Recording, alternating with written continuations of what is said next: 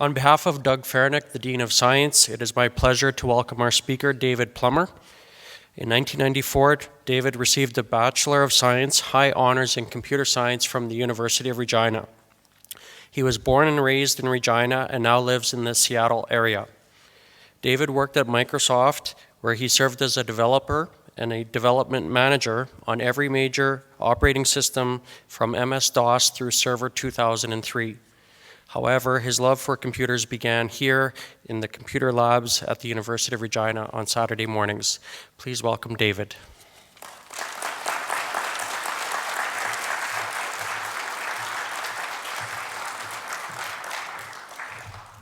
Thank you. This is actually the wrong slide, so let me back it up. There we go.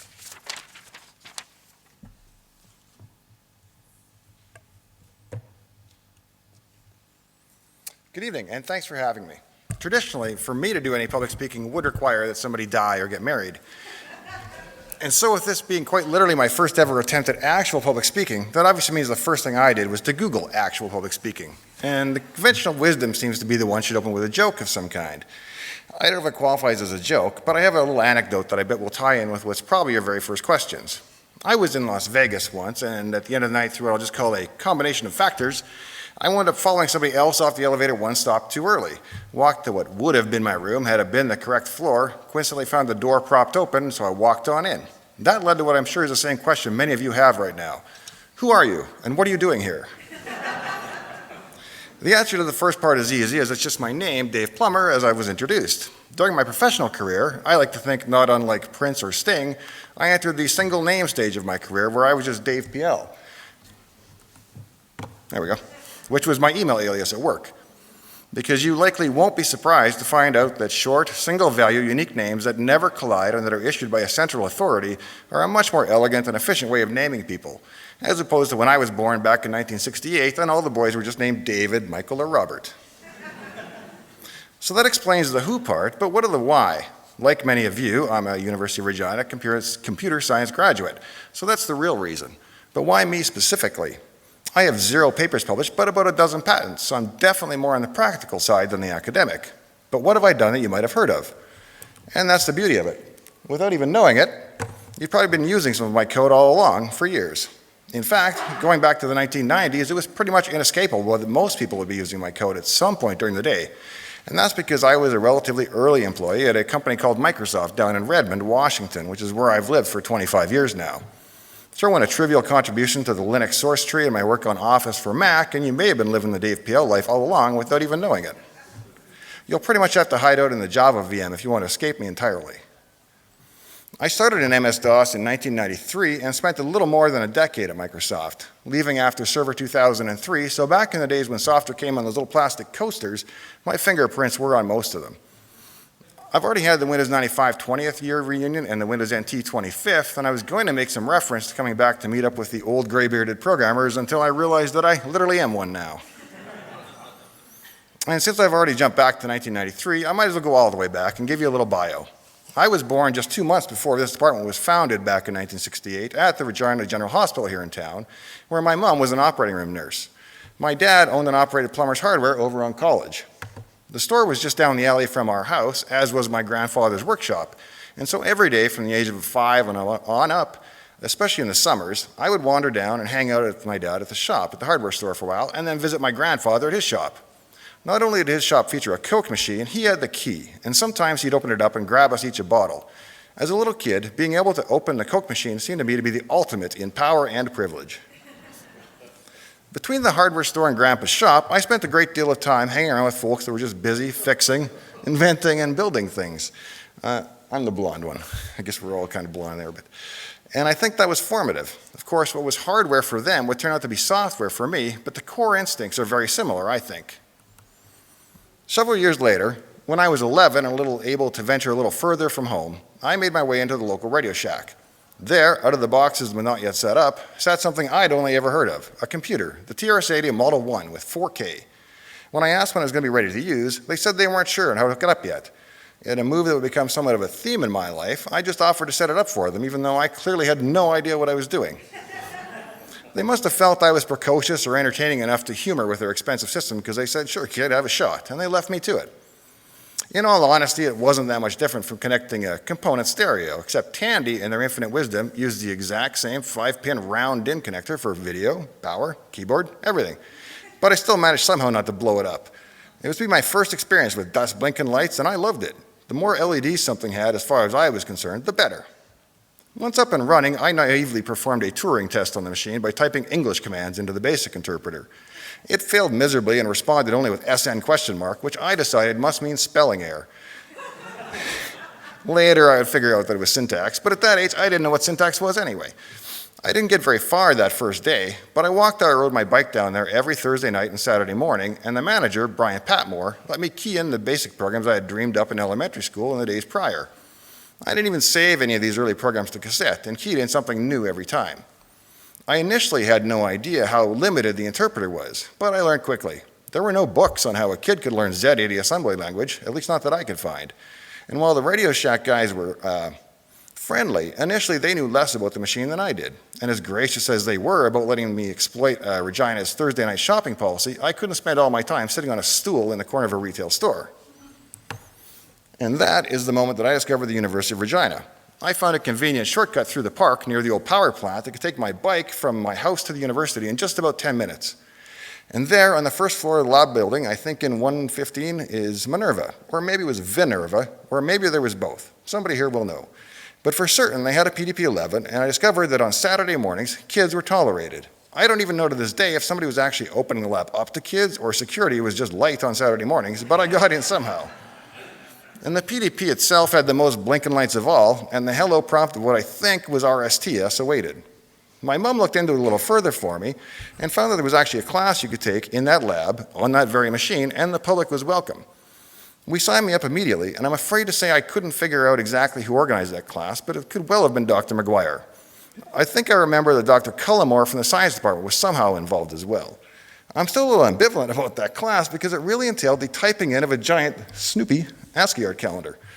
But on the one hand, I learned very little about programming, but lo and behold, by the time I was done, I was very proficient with a Deck Writer 110. I knew what to do with the PDP-11 login prompt. I even had my own account where I could save and retrieve my programs. So I used that knowledge to continue coming in on Saturdays to tinker while the summer lasted. Because they were so new and rare, access to computers would be scarce for a while. Prices would come down over time, but my family just didn't have the thousands of spare dollars it took in those days. I would continue to rent, beg, or borrow whatever computer time I could get. As much as we might disdain the BASIC language, at least it's reasonably portable, especially if you're going from one Microsoft interpreter to another. But even if you wound up in Apple BASIC, you weren't totally lost. So those little BASIC masterpieces could be adapted to wherever you managed to get access. And then after renting a VIC-20 from the public library for a couple of weeks, my parents surprised me with the news that we would be getting a Commodore 64. I don't think it was anywhere within the family budget, so it was really a stretch for them, going out on a limb. I wasn't especially familiar with that computer going in, but in retrospect, it was the best possible choice for me, and it was literally the last thing anybody's had to buy for me. It came with a machine language monitor that allowed me to get my feet wet. In those days, a quick test of how fast a computer was just to increment the screen color register in a tight loop and see what the screen looked like. In the BASIC interpreter, you'd get a colorful flashing of the screen, but in machine code, it was different. The electron beam on the screen barely advanced an inch on the scan line before the color changed again. You could see the speed, and it was intoxicating. Did I just say that a 1 megahertz machine was intoxicating?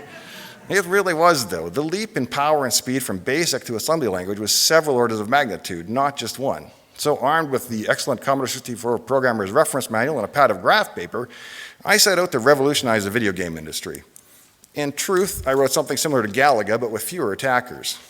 By this time, I was smart enough to save programs, and this was important enough that I was even going to make my first backup, except I screwed up. Floppies did not come pre-formatted in those days, and I managed to format the original. I'm still a little bitter about that one, but ironically, in truth, that moment is so now burned into my brain visually that I have a pretty good mental image of what the game looked like, better than if I would have saved it. You'll notice I've been saying machine language and not assembly language, and at first it truly was, as a C64 monitor that I was using didn't have an assembler built in. It certainly didn't have labels or line numbers, so if you wanted to insert an instruction, you would have to jump out to free memory, do your work, and then jump back to where you were. It was the true definition of spaghetti code, something you don't hear much about these days, but it was a real thing on early projects written in unstructured languages. The year I turned 16, I finally met a kindred soul who was doing the same thing as me, whiling away the long summer months coding assembly language in his mom's basement on his Commodore 64. His name was Chris, and he knew a lot more than me, so I spent the rest of the summer standing over his shoulder, watching him code, and I learned by observation. He had actually lived across the street for many years, but it was a busy street, and I wasn't allowed to cross it. So our meeting had to wait until I was driving age. In high school, the only class I truly enjoyed was computer science, and I was fortunate to have a dedicated computer science instructor in the aptly named Mr. Bright, who was not only a great teacher in general, but also a knowledgeable computer enthusiast in particular. Not unlike a Microsoft interview question, the assignments he came up with for us often had trivial answers that then could be vastly improved. For example, one assignment was to find prime numbers. If it worked, you passed, but to get a great mark, it had to be fast too. And just as you see some kids training for football for hours after school to be the fastest, Mr. Bright would keep the lab open for us and we'd hang around and optimize our prime sieves. By late high school, however, I had sort of drifted away from computers for about a year or two as I worried about cars and girls and whatever else teenage boys care about. You'll notice I didn't say I was particularly worried about school, which I was not. In fact, at some point in 12th grade, I just stopped going. My kids will still ask me, "How did you drop out of high school? Wasn't that a huge decision? Why did your mom even let you?" And it turns out that dropping out of high school is one of those things that happens kind of slowly and inexorably, not overnight. You miss a class here, a test there, and pretty soon you're working the night shift at 7-Eleven, staring down a shiny blade at 4 a.m. And that's when the call that saved me came out of the blue. I'd been drifting through life for the last year or two, not in school, working in warehouses and retail, and I had no grand plan. That's when I got a call from John White, who was also a couple years my senior and a true computer savant. He had gone to my high school where he was well known as a super genius. I'm still literally doing the odd project to replicate stuff that I saw John do on 8-bit computers in the 1990s because he really was that gifted. And now he was working for a big video game company in Ottawa, and they were desperate for good programmers, and did I know anything about the Commodore 64? When they asked if I could handle video interrupts and multiplex the sprite hardware, I confirmed that I was indeed well versed in such topics, which is my way of saying, I'll figure that out before I get there. And I've done that too many times to count. But I'd watched Chris do similar tasks. I knew how the general idea worked, so I sat up late into the night and I got a rough demo up and running. I made a VHS demo tape of the video output from the Commodore 64 the next morning and overnighted it to Ottawa so that I could await their judgment, which was that I should load all of my belongings into the trunk of my old Pontiac and hit east if only we could agree on a dollar amount. And I could tell they were desperate, so I really reached for it. I told them I would need at least $6,000 to write that game over the course of 4 months. And yeah, that works out to about $9 an hour, but it seemed like a lot of money at the time. I moved into John's attic in Ottawa and basically lived at work anyway, cranking out the game code in 6502 assembly. When I returned to Regina, Chris and I set up a small video game studio in the offices of Wicker Warehouse in the industrial area, and we contracted out to companies like Electronic Arts and Accolade. Eventually, I was making decent money under my new contracts, and things were looking up, except I still hadn't even finished high school. About that time, a friend took me on a tour of the U of R and the adult entry program. Unfortunately, I didn't even meet those relaxed requirements, as I needed a number of classes I still didn't have. Rather than pursuing a GED, however, I drove down to the local high school to chat with the principal. After all, I wasn't a kid anymore. I was a professional young man. I should be able to handle high school. Even though I was 21 years old, Mr. Regina kindly relented and let me in. It's not just that being in high school at 21 years old is a little surreal. For example, one day I was waiting outside in my car for the girl I was dating, and somebody let her know that her dad was there to pick her up. And so, 7 years into my high school career, I finally qualified for the restricted adult entry program here at the U of R. I had to take Math 90 and 91 and some remedial classes, but once I got into the swing of things, I turned out to be a pretty good student. I have never been one of those autodidacts that looks down upon higher education as too removed from practice. I was always the opposite. I craved whatever knowledge they had acquired, and I wanted to make it my own. Even a little jealous that they had information I did not. But I was always fascinated by links to the practical. I remember sitting in the lecture hall and learning about Shannon's theorem.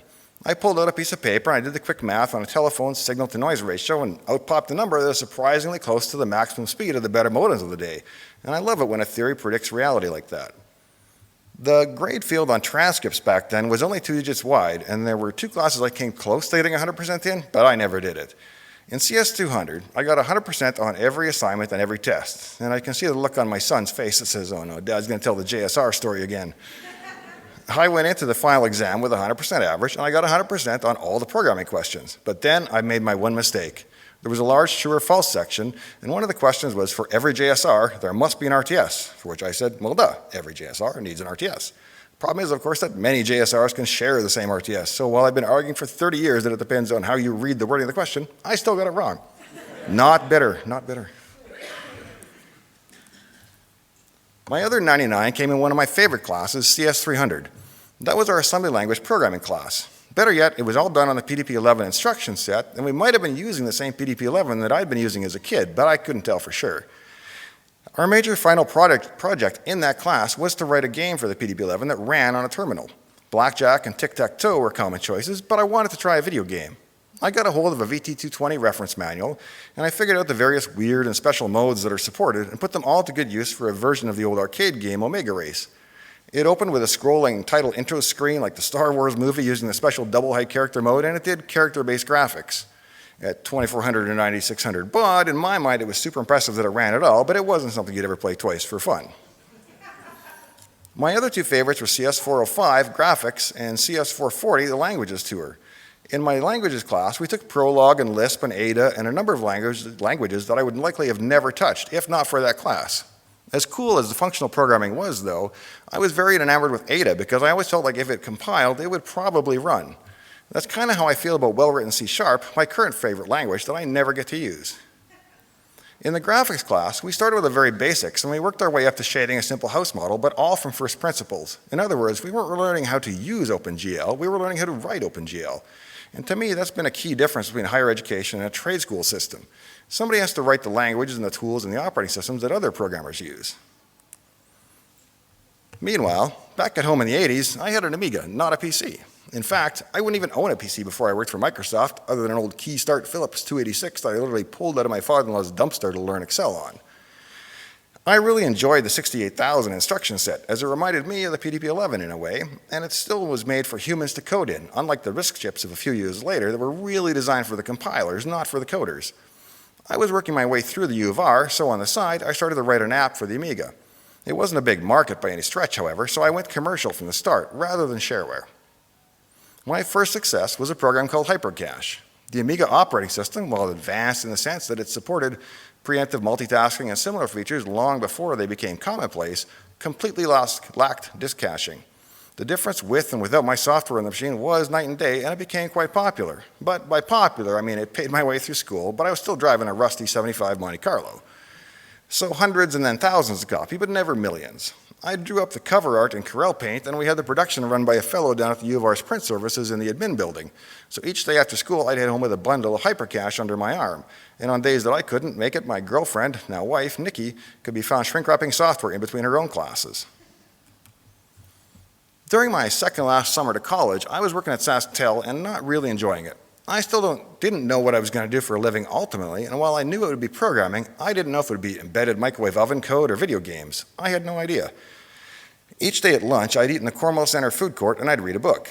On one occasion, I wandered into Cole's bookstore and I grabbed a copy of Hard Drive, the story of Microsoft and Bill Gates. As an Amiga enthusiast, Microsoft was always kind of the enemy, but I still was interested in learning more about the company and the story behind them. Once I got into the book, interested is not the word I'd use to best describe it. Enthralled, perhaps, or entranced. I don't actually know.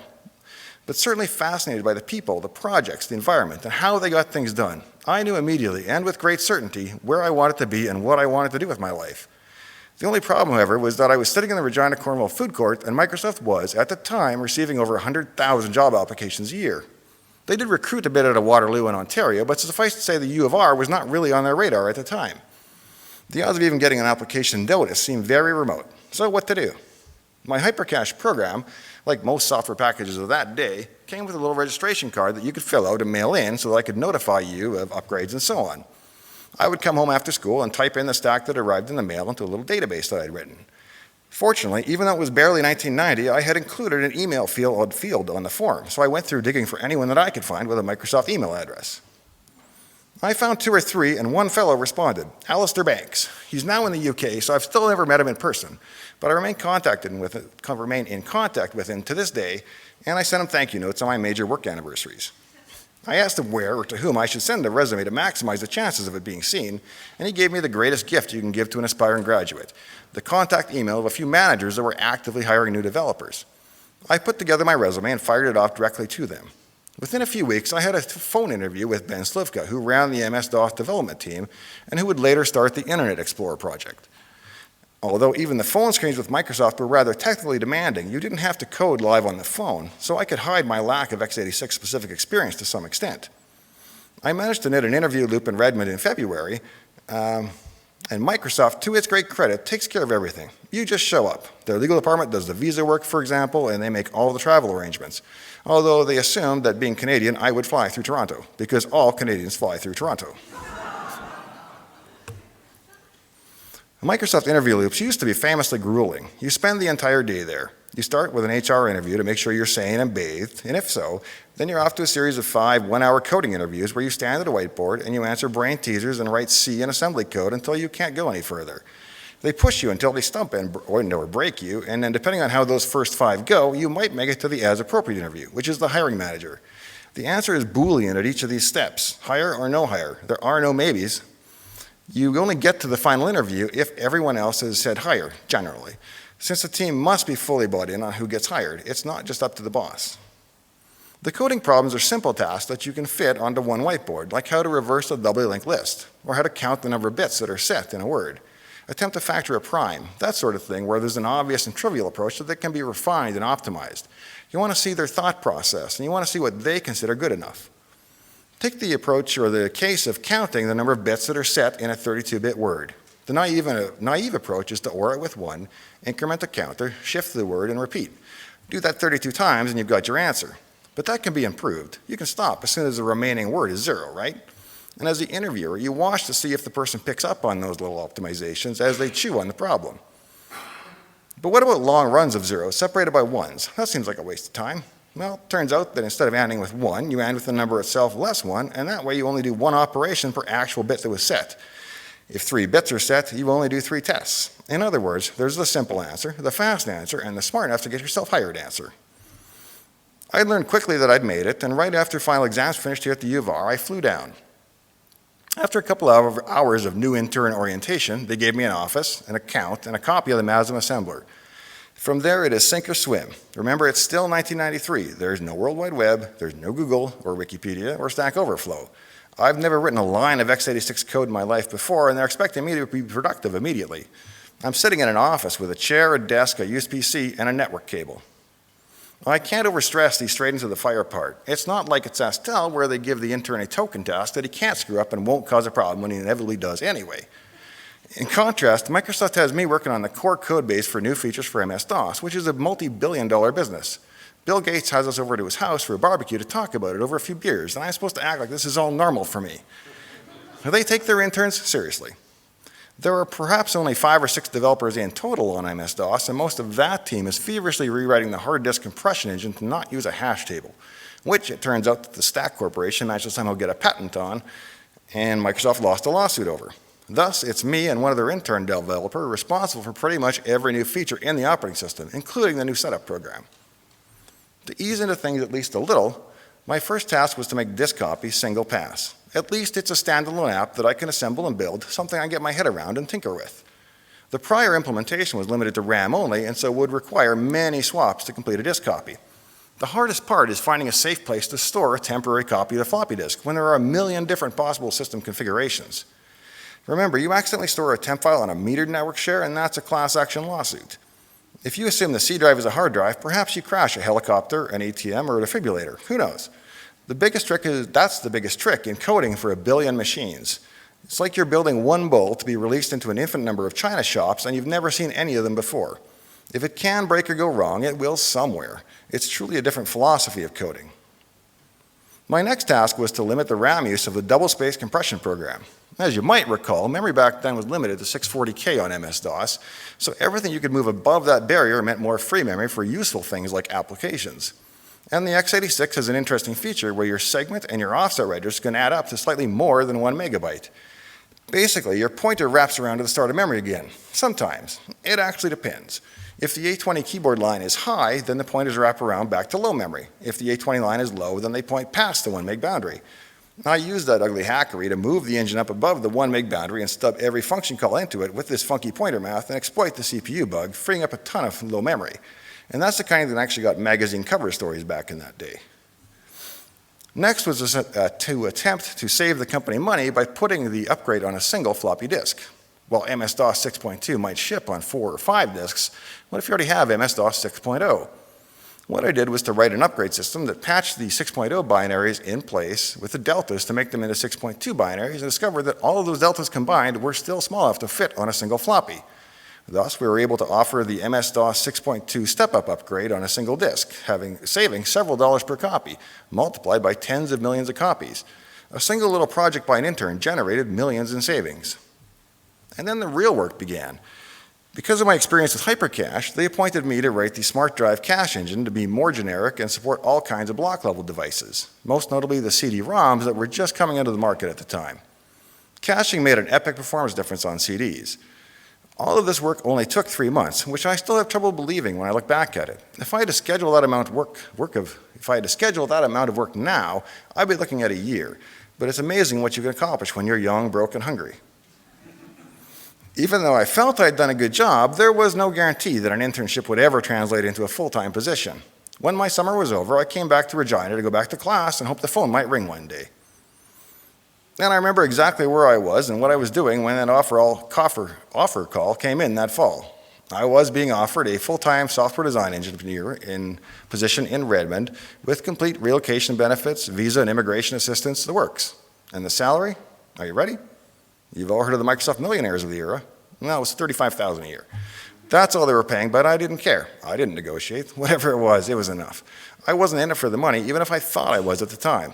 It wasn't until the UPS drivers went on strike that summer that I found they were making 50% more than I was. But I didn't really care, and there were these other things called stock options that worked out okay in the end, so don't feel bad for me. What I found especially interesting was to compare notes with the other new hires from places like MIT and Harvard. They got the exact same offer I did, right down to the penny. I don't know what it cost to go to Harvard, but I bet you could save 15% or more by switching to the U of R. Microsoft again suggested that when I fly down, I come through Toronto because they'd been having trouble in Vancouver. Too many Canadians coming down through there to work for Microsoft all of a sudden, and they were starting to push back hard on the visas. Toronto being a little silly, we agreed to compromise on Calgary.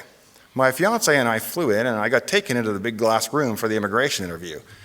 As she watched from the outside, she could see him flailing his arms and turning red in the face and yelling. Clearly, I was headed back to Canada, and my Microsoft dreams were not to be. But what she didn't know, because she couldn't hear anything, was that he'd already long since stamped and approved my work visa. He was upset because every time he printed his form in Word, it would print a blank piece of paper at the end, and it was wasting paper. And since I was going to Microsoft, he wanted me to fix it right there. That May, I flew back one weekend, convocated from the U of R on Friday, got married on Saturday, and then permanently relocated to the US on Monday. And by the way, if you're planning a wedding, I strongly endorse the approach of hiding in another country while all the hard decisions are made for you. Then you just fly in the day before, fly back out, hassle-free. There I am, my Bob shirt. As for my career, other than that internship in MS-DOS, I managed to dodge the x86's ugly 16-bit mode entirely. While the 16-bit guys were feverishly working on Windows 95 on the other side of campus, we saw ourselves as the real programmers, working under Dave Cutler, who had just finished the VMS operating system in perfect hand-coded assembly language, and we produced real code in pure C for multiple platforms. In a somewhat ironic turn, I still didn't have a PC as my main machine because I was assigned the job of porting the Win95 user interface over to RISC chips, and so I had a MIPS R4000 workstation instead. Working at Microsoft before and after my final semester at school led to something I think is entertaining, although it might have been a source of annoyance to Dr. Hamilton at the time. I had run off before my 4th year to write major portions of the world's most popular operating system. I guess it's perhaps somewhat fitting that my work on MS-DOS came in between the Introduction to Operating Systems and the Advanced Operating Systems class. If nothing else, if I wasn't the only guy in the operating systems class with a published OS under his belt, I bet mine was the best-selling. I spent the majority of my career in Windows NT, actually, which became Windows NT XP and is now, today, Windows 10. I continued to write projects at home as well, which I'd sell as shareware. One such example was a product called VisualZip that lets you treat compressed zip archives as if they were regular directories, browsing down inside of them and so on.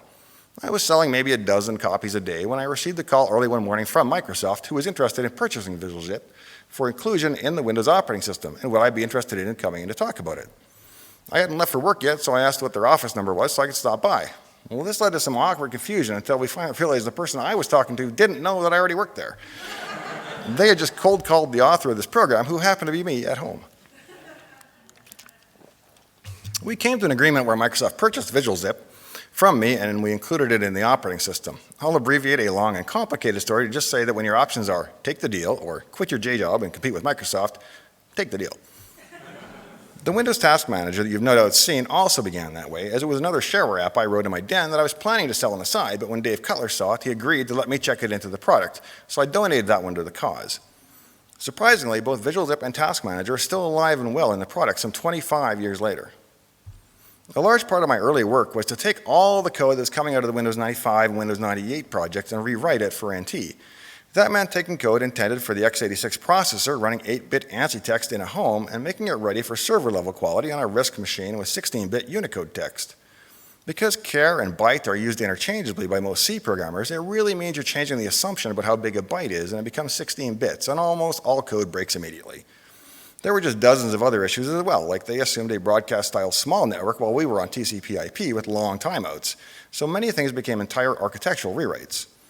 Of course, on our behalf, we were totally immune from the realities of being forced to be compatible with a million random software titles going back to the 70s, not to mention operating with a lot fewer resources than we did.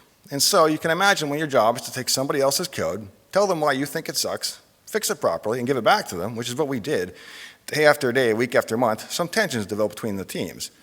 And then they merged those teams, which did not go so well. So I wound up heading off to move to the copy protection, head up the copy protection team. I actually had a wait chorus of boos here after I announced copy protection, but it's true. I am the evil monster responsible for making you enter a product key in order to activate Windows. At least I'm the guy that's responsible for making sure two different people in the universe don't use the same key. There's two major tensions in such copy protection. You can't annoy the users, at least not any more than the bare minimum required, and you can't let normal, everyday people steal the product. And the worst case to me is annoying regular users without slowing the real pirates down. I can't go into all the cool technical details of self-modifying code that decrypts itself on the fly and all of that, because I suppose it's all still trade secret. But suffice to say, I think it was almost 18 months before an easily pirated version of Windows XP actually hit the web. So in my mind, the protection was a great success. On the side, I've been selling 3 small performance utilities for Windows, BAM-Turbo, NetTurbo, and a program called ClipTracker. On a good day, I might be sending out 2 dozen mailers, making a few extra $100 that day. And then one day I discovered internet advertising. This was in the Wild West days of pop-ups, no less. I was by no means the first, but my ads were very effective.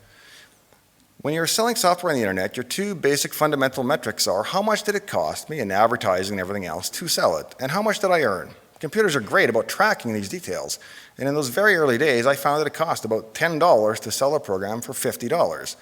You just rinse and repeat as fast as often as you can. And so I bought millions of advertising impressions that ultimately became billions of impressions over time. The problem was that now, literally overnight, I was selling 1,000 copies a day. It sounds great, and it is great, but I had to come home after work, duplicate 1,000 floppies, then I had to print 1,000 mailers and 1,000 diskette labels. I had to get them assembled. There'd be about 2,500 emails to answer and 50 returns to process, and it was just me and my wife.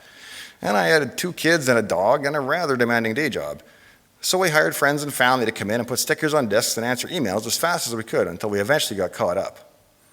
All this was making it rather hard to pay attention to my day job, but Microsoft was great, and they allowed me to take a 3-month leave of absence to figure out what it was that I wanted to do with my life. And it turned out that what I really wanted to do at that young age, like a lot of people, was to make a lot of money and be my own boss. As a result, I turned my back on everything I'd come to love about my day job to focus on my side business, which was now the main business. As of this point, at least, I've never gone back to work another day for anyone else. Running your own busy software business is fun and exciting, and I had a great time doing it. I hand-wired every office for Cat5 and hand-terminated every cable myself because I wanted things just so. But in reality, I'd already worked for the world's biggest software company, and I didn't want to try and build a little clone of them. And to be honest, when I was pedaling my bike down here to the computer labs on Saturday morning as a kid, it wasn't because I wanted to manage a group of other productive kids.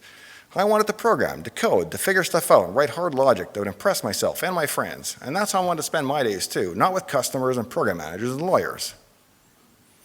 So, in addition to the boring business side of the company, the live data reporting, analysis, and the AI systems that we built to optimize sales were fascinating. But in the end, like the company itself, it was all in the service of simply making money. My first attempt to retire away from it was to hire professional management, but that didn't go especially well. I ultimately decided to sell the business in its entirety to Support.com down in California, and officially retired to sit around and write more fun code all day. There's a great book I recommend called Showstopper about the early development of Windows NT. In it, they discuss a conversation between a friend of mine, Bob Day, and his wife when they were talking about what Bob Day really likes to do with his free time. Bob likes to code. Well, there must be something else he likes. Cars, maybe? Sports? Science fiction? No, Bob likes to code. And that's what Bob still does, too. And that's what I do as well, because I just love to code. So it's true, I get to spend more time with the family, and I travel a little bit, but mostly retiring has meant that I get to write as much fun code as I want. To be fair, however, I also spend a lot of time restoring antique cars, and I undertake a lot of mechanical projects like solar panels for my shop, or this microcontroller-controlled 1,500 horsepower twin-turbo fuel-injected intercooled big block engine that I built from cheap eBay parts. So I actually alternate. I code obsessively until I need a break, and then I undertake some other project in another discipline until I miss coding. Why the focus on writing new code? I think it's perhaps because that is the biggest difference between expectation and reality as a new programmer entering the workforce. As a student, you come to think that you'll be crafting great template libraries that drive some super complex production process with great elegance. But in your first years, you're really just tracking down an off-by-one string buffer error in some ancient client building code at the Saskatchewan wheat pool. Unless you wind up at a startup, and maybe even then, you'll start fixing other people's code. So your experience as a student of writing 95% new code becomes 95% debugging and maintaining other people's code. That will change over time as you gain experience, and debugging other people's mistakes is actually a great and effective way to develop that experience. And because I love to write new code as much as the next person, in the last couple of years, I will pick a project, whether it's writing shaders that look like natural water phenomena or running my home automation. I'll start a new notebook and I'll just start building. Anything I start like that has maybe a 20% chance of getting finished with the website and help files and all of that, but I think that's still a pretty good ratio for someone in my position. The hardest and easiest part is finding information about what you're working on. By that I mean we have the blessing and curse of things like Stack Overflow, which can be a bit of a rough and tumble environment if you're new to a subject. If you can find the ear of an expert, you can learn a great deal quickly. But if your topic is too general, like, how do I get coded starting C on the Mac? It can be a rough crowd on some days. My project this summer was to build a cool LED audio spectrum analyzer. Back in high school, John White had built one out of discrete components like filters and op amps, and there was an entire daughter board assembled on top of the motherboard of his PET 2001. But I was going to use strictly software and a modern microcontroller, and I wanted to do it all on one chip. The ESP has 2 cores, and they each run at 240 megahertz. So I have one core continually processing the math FFT, while the other core is continually drawing the display. As those cores are churning away, the chip wakes up some 44,000 times a second to sample the digital audio. The chip is really quite about at its limits, and I love projects that do that. It's like when you get your washing machine working really hard on a cycle. If nobody else is home, I'll still jam the lid switch open and sit back and watch the machine at work, even at the age of 50, and I really have no idea why. Now, of course, a spectrum analyzer has been done before, and it will be done again and again because it's a cool and beautiful programming project, and when you're done, you wind up with a lot of dust blinking lights. And the more dust blinking lights in your life, the better. That almost brings us full circle, from a childhood of tinkering to a retirement of tinkering. Although advice wasn't really my goal, in summary, I will offer 2 little suggestions for those just entering the field. My first piece of advice, and it might even be bad advice financially, is simply that if you love coding, find a career path at a company that will let you code and advance until you've got it out of your system. Resist the temptation wherein you code only briefly before you start accumulating reports and management duties and living in meetings, unless that's what you really want. Dave Cutler is 76 years old. He's put in Microsoft in 30 years, which is his second job, and he still codes all day, every day. My other is to find mentors. I learned a great deal from a small handful of great teachers and professors, and I imprinted on a few key people that were about my own age, give or take, but I never had an official industry mentor to lean on and to learn the ropes from during my career. It sounds obvious in any field, but I contend it's actually much more challenging in computer science because the people you really want to talk to may not be the chatty, outgoing, ebullient folks you'd find in sales and marketing and HR. They say there's a wide spectrum for people with Asperger's, and I think I'm likely somewhere on it myself, although often what I like to call the non-visible part of the spectrum. But I don't think I'm alone out there. One of the guys on my team at Microsoft had actually won an Oscar for previous work at Pixar, but even he said they give out the technical Oscars on a different night with no fanfare or red carpet or acceptance speeches. So that makes any opportunity to speak about a technical career all the more rare, and for that I am deeply indebted to you for your time tonight. I want to thank you all for coming out.